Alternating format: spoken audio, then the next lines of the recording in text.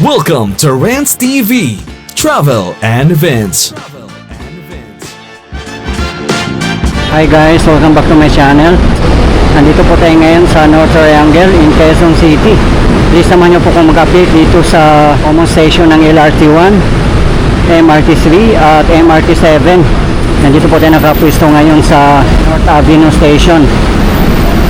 Ito po yung update natin today, June 28, 2025. Ayan po ang railway ng LRT1 na hindi pa rin natatapos at hindi pa rin nagagalaw.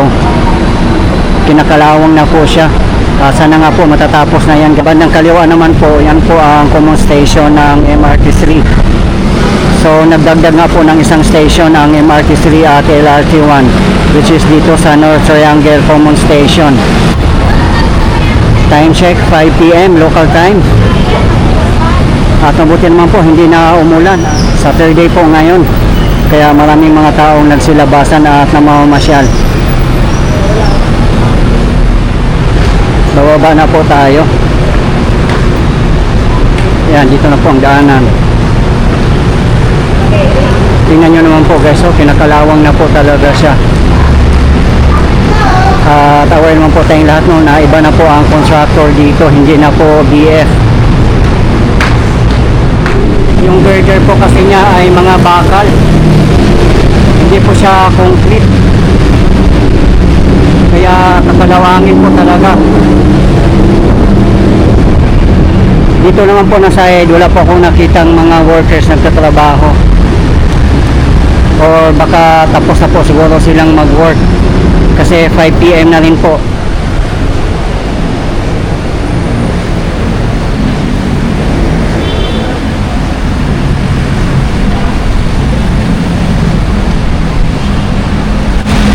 Dito po tayo sa side ng Trinoma Mall.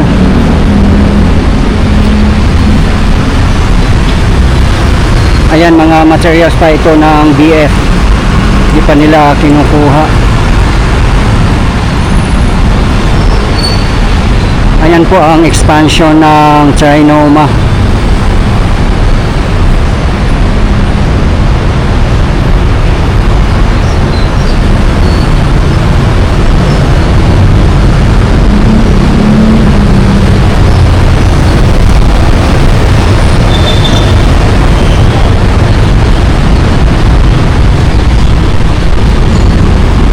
Kaya abangan na lang po natin guys kung kailan to mag-ooperate talaga ang common station ng MRT3 at LRT1.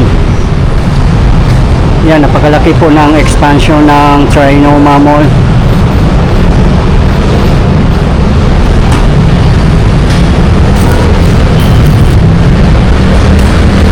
Ito po yung ilalim ng station. Ayan po, oh, talagang na-abandon na po siya.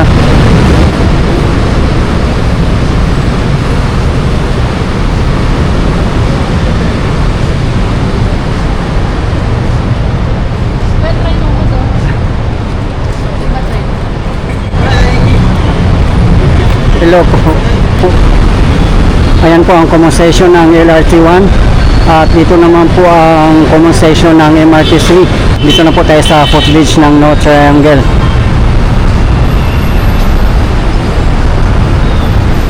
Dito naman na side, wala na pong mga workers nagtatrabaho dito, but hindi ko po alam, baka meron kanina.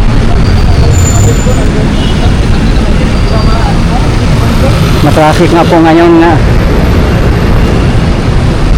Diyan naman po na area ang MRT7. Ayan po ang SM City North EDSA. Ito po yung mga papuntang monumento, Bulacan, Malabon, Novaliches, Caloocan at iba pang mga lugar. Ayan o, traffic po papunta doon.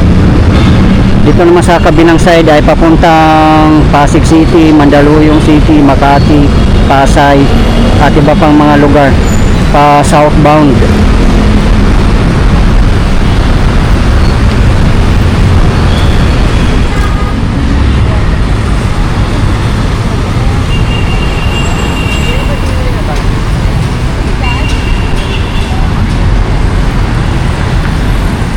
Dito naman po sa kahabaan ng West Avenue, yan po ay turn back guideway.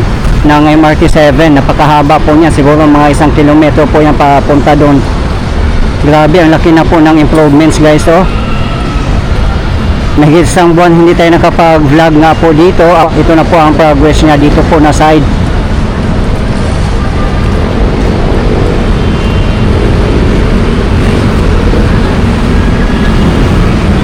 Tara guys, punta na po tayo sa MRT7 Common Station. Mag-update po tayo doon kung ano ang latest.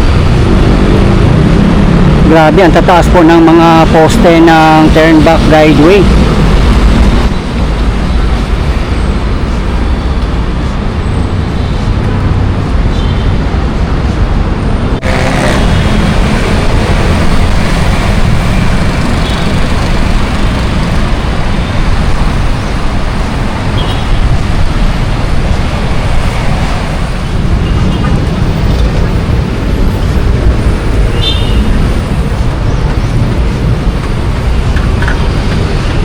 Ayan na po sa tapat natin ang MRT7 Common Station. Grabe, kitang kita ko po talaga ang improvements niya. Ang laki na po ng pinagbago, lalo na dito sa turn back guideway. Nakarating na po dito na side.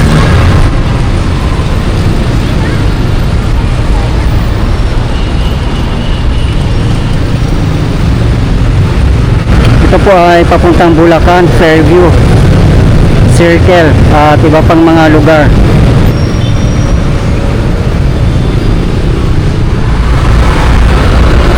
For your info guys, ang MRT7 ay 22 kilometers po ito at magkakaroon ng 14 stations beginning from San Jose del Monte, Bulacan up to North EDSA in Quezon City, na kung saan po tayo ngayon. Ito na po ang 14 stations: San Jose del Monte, Bulacan, Tala, Sacred Heart, Quirino Highway, Mindanao Avenue, Regalado, Doña Carmen, Manggahan, Batasan, Don Antonio, Tandang Sora, University Avenue, Quezon Memorial Circle, and North EDSA, kung nasaan po tayo ngayon.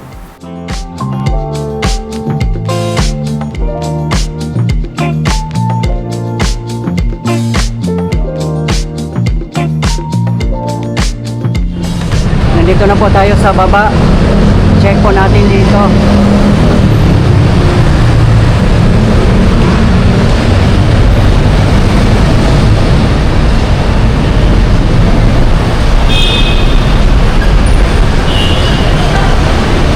Dati meron po ditong footbridge na demolish na nga po yun dahil sa construction ng MRT7 Common Stations.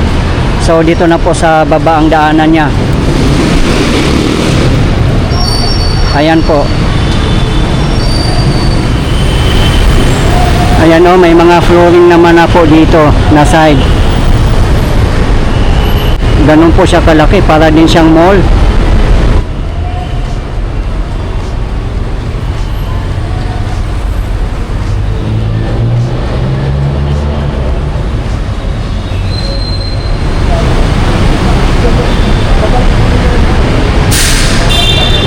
Sa mga hindi po nakakaalam, ang contractor po ng MRT7 ay San Miguel Corporation or SMC. Sila din po ang operator. Ang train sets po na gagamitin dito ay katulad sa LRT2. Yung Dero Tempo na train sets ang gagamitin po dito sa MRT7. Nasa depo na nga po nakastore ang mga train sets na gagamitin dito.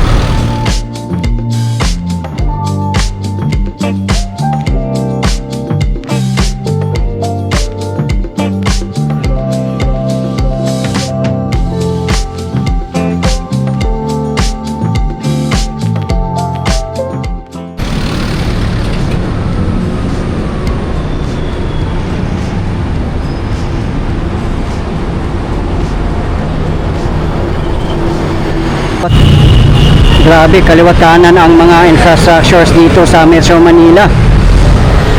Lalo na yung mga private sectors, grabe, bumabaha po. Hindi lang po sa Metro Manila, pati rin po sa Davao City. Sana po mapanood nyo rin po ang aking updates doon na bumabaha din po ang mga projects pa government man o private sectors. Bukod sa MRT7, LRT1 at MRT3, meron din pong Metro Manila Subway at merong dalawang stations po dito ng MMSP, ang North Avenue Station at Quezon Avenue Station. Meron din po tayong update dyan, nasa aking previous video lang po.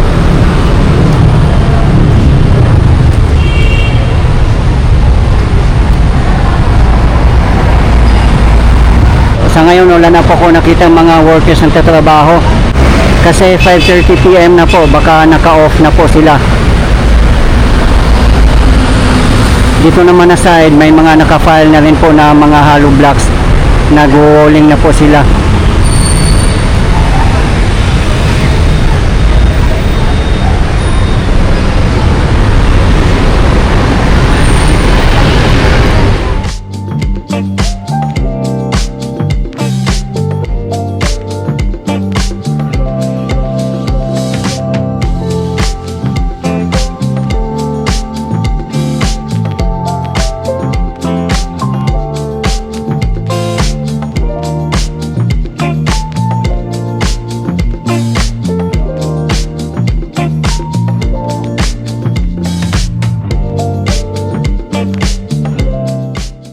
May event dito kaya ang haba ng pila. Ayan po.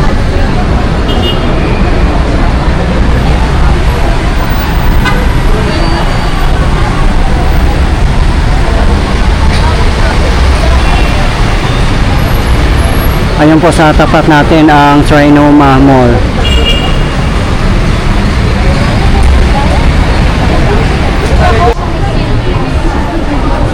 Dito na side wala pa pong roofing. Ayan po.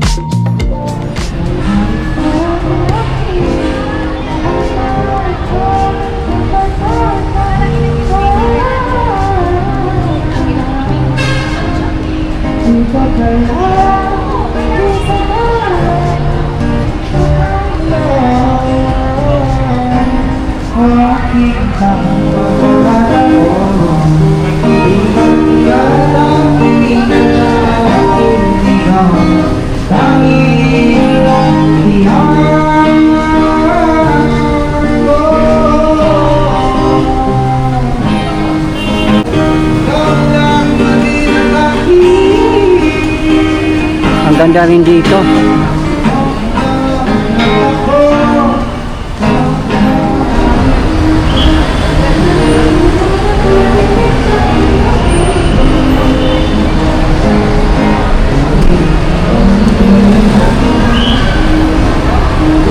Dito naman po na side ay may roofings na po, oh. As you can see. Medyo malapit-lapit na po itong matatapos.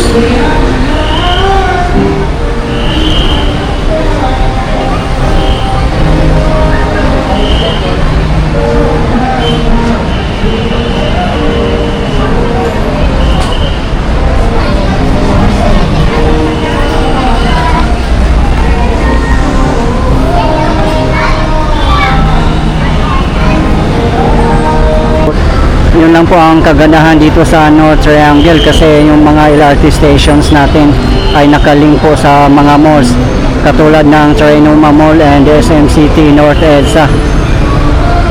Diba guys, napakaganda no, napaka-convenient po pag ganun. Sana nga po lahat ng mga train stations natin ay nakalink po sa mga establishments, lalo na po sa mga malls para mas convenient at safe.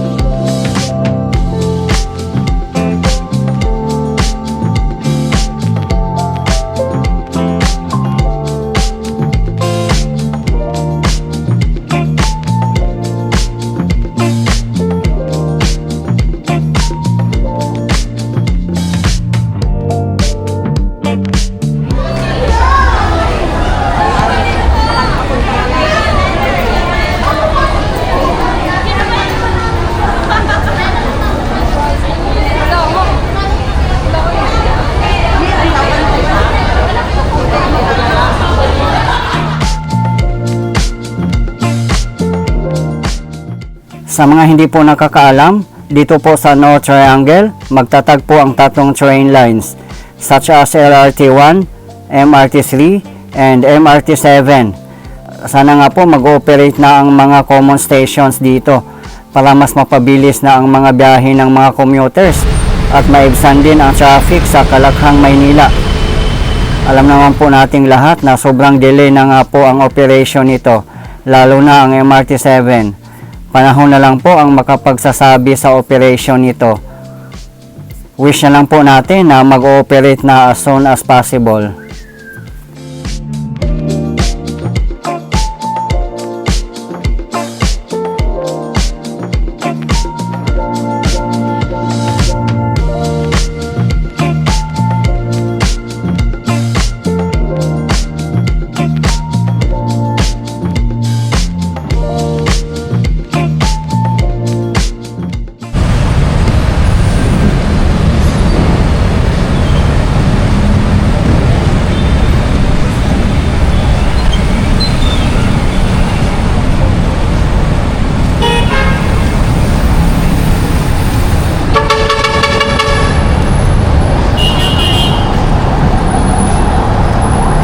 Ayan, dito pa rin po tayo sa footbridge ng North Triangle.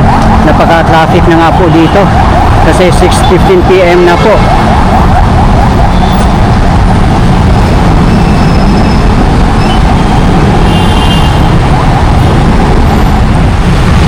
Guys, please abangan nyo pa po ang iba kong updates dito sa MRT7, MRT3 at LRT1.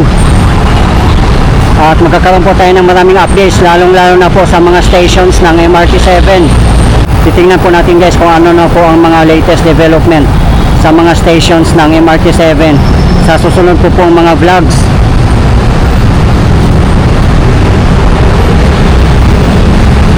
Ayan po ang SM North EDSA busway na napakaganda po. Napaka-safe po dumaan dyan. Talagang pang world class na bus stop dito sa kahabaan ng EDSA. At meron na rin pong ongoing construction na busway doon po sa SM Mega Mall. Partnership po yan ng SM Super Malls. Napakaganda po guys, no? Kung lahat ng mga bus stop natin ay ganyan, mas convenient at safe.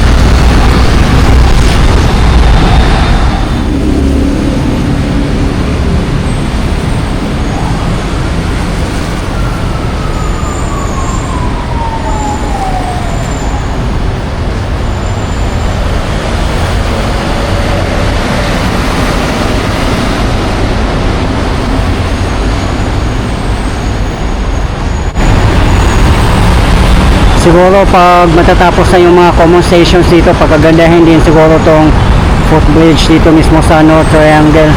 Masyado na po kasi siyang luma, tingnan eh.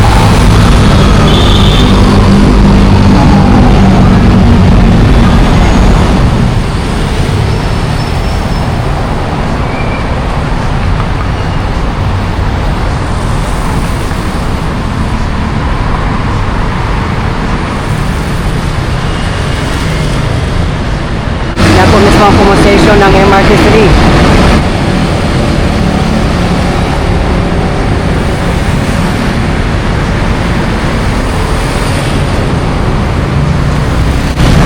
Sa kabilang side naman po ang LRT1 common station.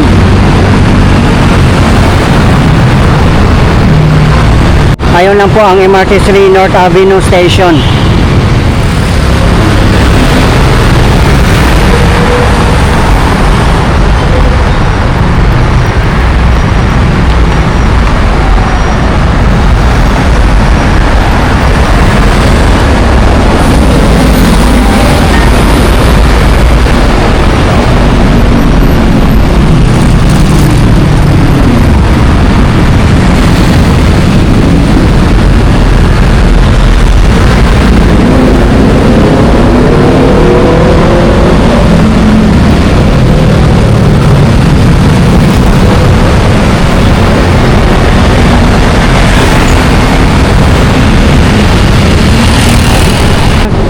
Guys, ito po yung latest update natin ngayon dito sa ongoing construction ng MRT7, LRT1, and MRT3 dito po sa North Triangle in Quezon City. As of today, June 28, 2025. Maraming salamat po sa patuloy ng suporta at panonood ng aking mga videos. I really appreciate po. At hindi po ako magsasawang i-update kayo, lalong-lalo na po sa mga government infrastructures. Mabuhay ang Pilipinas! Okay guys, thank you for watching and keep safe everyone.